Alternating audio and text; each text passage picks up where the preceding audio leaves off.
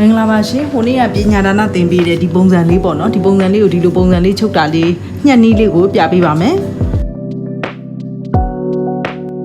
ရင်ဒါလေးကတော့နောက်ချမ်းဒါလေးကတော့ရှေ့ချမ်းပေါ့နော်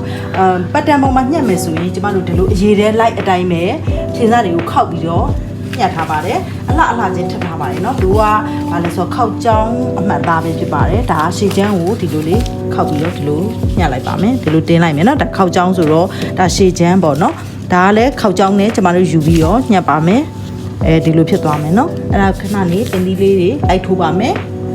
ရင်အောက်နားမှာဖြစ်ဆက်မှာအတွန်လေးဖြစ်တဲ့အတွက်ကြောင့်ကျမတို့ဒီမှာတက်လက်မပေါ့နော်ဒါလက်မနီးနဲ့ပြရတဲ့အတွက်ကြောင့်တက်လက်မလောက်ခွာထားပါတယ်ဒါတွေကတော့ကျမတို့ချုပ်စာလက်မဝက်တွေချုပ်စာတွေထည့်ပါမယ်နော်ဒီကိုတယ်တွေကတော့ချုပ်စာတွေပါပြီးသားလို့ကျမပြောခဲ့ပြီးပါပြီဒါကတော့နောက်ချမ်းကိုလည်းခောက်ကြောင်းလေးနဲ့ယူပါတယ်ဒီမှာဒါအနားသားလေးပေါ့နော်ဒီအနားသားလေးနဲ့အပြိုင်ကျမတို့ကယူထားပါတယ်တကယ်လို့အကွက်တို့အစင်းတို့ဆိုရင်အကွက်တို့အစင်းတို့ရဲ့အနေထားအတိုင်းပဲကျမတို့ကယူပါမယ်နော်ဒီမှာပန်းမွင့်လေးဆိုရင်ပန်းမွင့်လေးကဒီနှစ်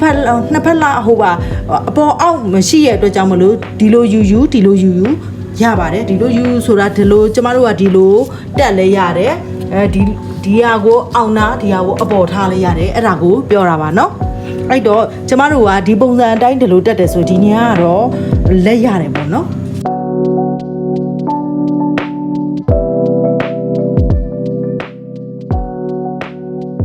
ကျောင်းနဲ့ယူထားတယ်ဒါနောက်ချမ်းဖြစ်တော့ဓမ္မဘာတောင်းမှမပါဘူးเนาะပေါ့ပါနွေရသည်ပဲဝေမိုးဆောင်ဝတ်လို့ရတဲ့ပုံစံမျိုးဖြစ်တဲ့အတွက်ကြောင့်ဘာတောင်းမှမပါဘူးဒါကနောက်ချမ်းဒါကတော့ရှေ့ချမ်းမှာဓမ္မချုပ်စာလေးမှတ်ထားမယ်ဒီကျမတို့ဒီအကျယ်လေးပေါ့ဒီအကျယ်လေးအတွန့်မဲ့နေရာလေးတွေပေါ့အထက်လေးအတွန့်မဲ့နေရာကျိုးတွန့်လို့လည်းရတယ်ဒီလိုအထက်လေးလှုပ်လိုက်လည်းရတယ်အဲ့ဒါလေးကိုမှတ်ထားပေးပါမယ်ဘာတောင်းမှမပါပါဘူးเนาะဒီမှာဂျိုင်တောက်တစ်ခုပါမယ်ဒီလောက်လေးတော့ကျမတို့ထည့်လိုက်မယ်เนาะတစ်ထည်လုံးမှာဘာတောင်းမှမပါဘူးဒီရှေ့လေးကိုခွဲမှဖြစ်တဲ့အတွက်ကြောင့်မလို့အလုံးကိုလေးခွဲဖြစ်မှဖြစ်တဲ့အတွက်ကြောင့်ခွဲလိုက်မယ်နော်ဒါအပိတ်နဲ့လည်းချုပ်လို့ရပါတယ်ဒါပေမဲ့ဒီမှာလေဘေးတောက်လျှောက်မှာဒီမှာအလုံးကိုတေးတောက်လျှောက်ကုတ်ပါမယ်နော်လက်ဖောင်းလေးကိုညှက်မယ်ခောက်ကြောင်းလေးနဲ့ညှက်ပါမယ်နော်ဒါကတော့ခောက်ကြောင်းအလှချင်းထပ်ပါမယ်အပေါ်အောက်မရှိတဲ့အတွက်ဒါအိုင်တိုင်ယူပါမယ်နော်ဒါကတော့အနားသားနဲ့အပြိုင်ကျမတို့ကညှက်ပါမယ်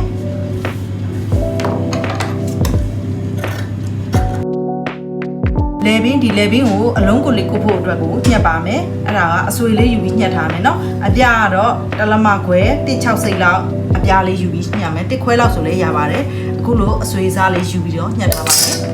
ကိုဒီလိုလေးခောက်ထားမယ်เนาะအလုံးကိုကုတ်ဖို့အတွက်စားတူလေးခောက်ထားပါမယ်ဒီမှာဒါနောက်ချမ်းကိုဘိုးစားကိုညှက်ထားပါတယ်ဒါ2လက်မပတ်လဲလောက်ပေါ့เนาะညှက်ထားပါတယ်ဒီဟာကိုတော့2လက်မနဲ့2စိတ်လောက်ညှက်ထားပါတယ်ဒါ2လက်မပေါ့နော်အဲ့လိုညှက်ထားပါတယ်ဒါကုတ်မှာပဲဒါ2ကျိုးညှက်ထားပါတယ်ရှေ့ချမ်း2ချမ်းမို့လို့နော်ကျမတို့ဒီကနေဒီထိကိုဘီးတပြားဒီလိုဘီးတပြားလေးပေါက်ပါမယ်ဒါအလုံးကိုအတွက်ပေါ့နော်အလှနေပေါက်မယ်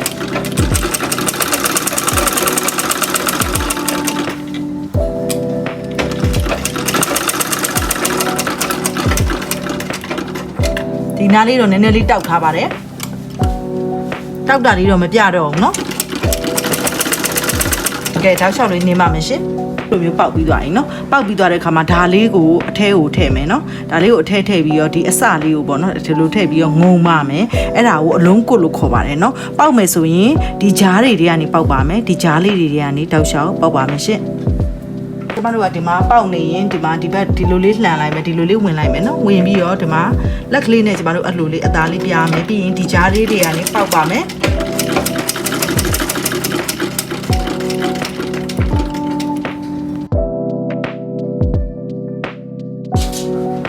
ဒါကတော့အောက်ဘက်မှာတွန့်မဲ့နေရာလေးပေါ့နော်ဒီ element လေးကိုအထစ်လေးထစ်ပြီးတော့မှတ်ထားပါတယ်အဲ့တော့ဒီနေရာလေးပေါ့နော်ဒီကတက်လက်မလေးကျမတို့ပို့ထားတဲ့နေရာလေးအဲ့ဒါလေးကိုဒီလိုအထက်လေးလုပ်ထားပါတယ်ကျိုးရှုံလေးလုပ်လဲရပါတယ်နော်